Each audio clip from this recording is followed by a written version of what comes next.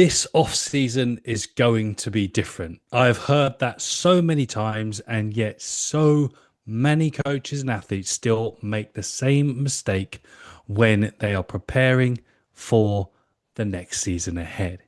Most rugby players waste their time in the off season because they think they're working hard. Heaven forbid the season is even longer and you may even play sevens. And then they come back to pre-season, same speed, same power, same player. Johnny May actually said on the Good, the Bad, and the Rugby, the podcast, that I finished preseason in exactly the same shape, but tired. So let's dig in to the 7 off-season mistakes that many programs still suffer from when trying to develop rugby players.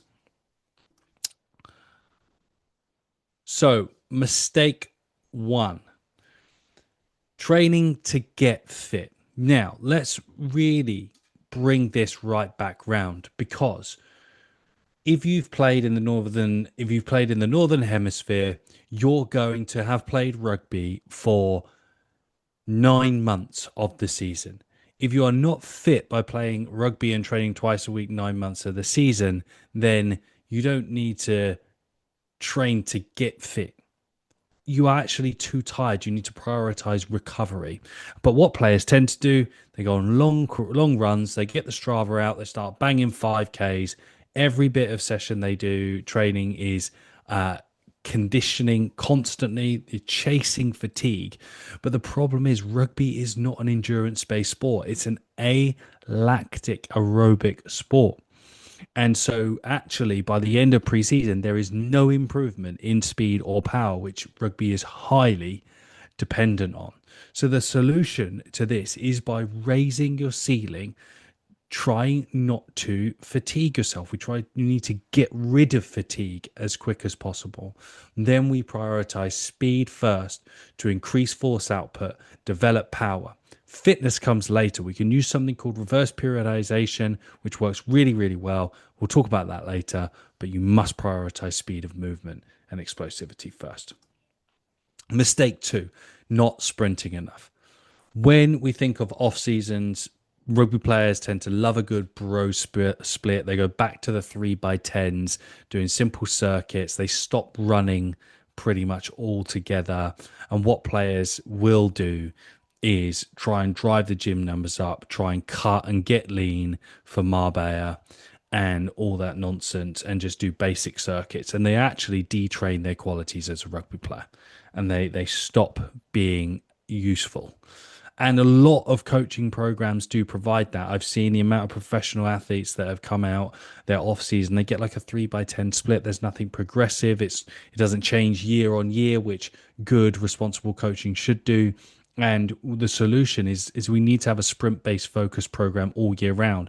This is going to help prevent our athletes from suffering from hamstring injuries and ACLs and all that, because their body is going to be tolerating to speed a lot more and tolerating running, which, let's face it, is rugby. Rugby is a running-based game, and you can substitute that out with any team sport activity. So we want to be working on that. And if you're smart, you will utilize the Sport Speed System, the book that I wrote and the methodology I've taught worldwide.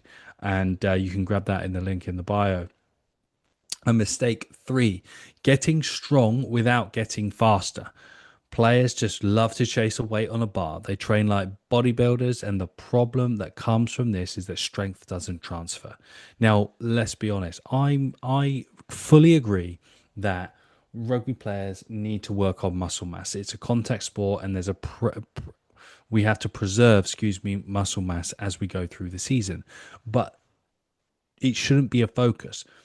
It's not a primary training aim. It should be an indirect transfer aim. So it becomes a byproduct of explosive strength training, high intensity lifting, jumping, and sprinting. That's how we build mass. A mass that's protected, not just bloated, pretend pump stuff. So that's the solution. We have to build the transferable strength. If we're focusing on lifts like split squats, explosive step-ups, heavy sled work, because strength must be in accordance to improve sprinting and locomotion demands. Mistake 4, skipping power and elastic work. How many times in the off season have you had a player that's not done any kind of jump training or anything, and then they start running again and they fall apart? Speed is elastic work. We must keep using that in, because what you'll do is you'll get stronger. The players will get stronger. You'll get your players stronger. You'll test them, great.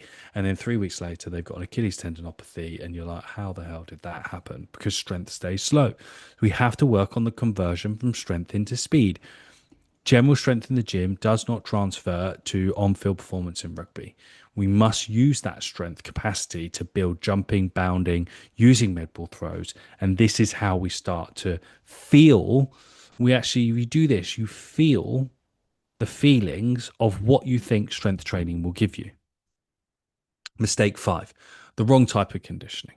Now, I do believe in aerobic capacity work, absolutely, but players shouldn't be training for half marathons. It's an 80-minute game. Ball in play is going to be 35 minutes. Players need to be able to do a 20-minute run, okay? Continuous run, okay?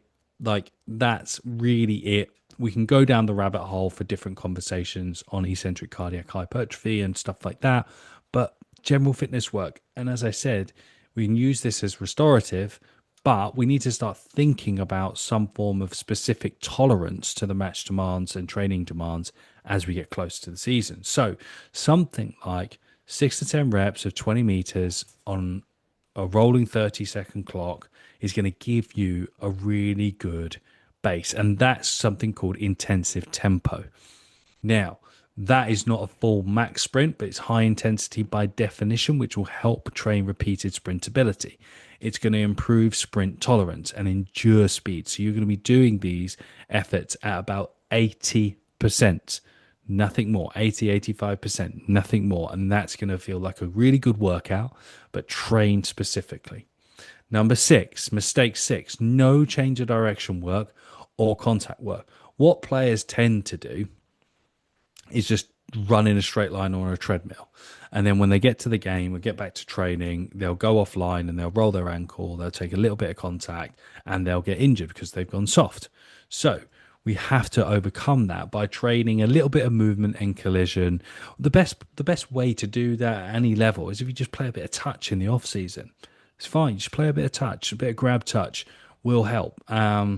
You could go and do some jiu-jitsu or wrestling or something in the off season to help with contact prep, and that's going to help serve the base. Okay, and working on change of direction, reacceleration, you can just play some touch with your mates, or you can play some five-a-side football, you could play something that will allow that thing to happen, or do structured change of direction sessions, which we do advise, because this then starts to become rugby specific speed.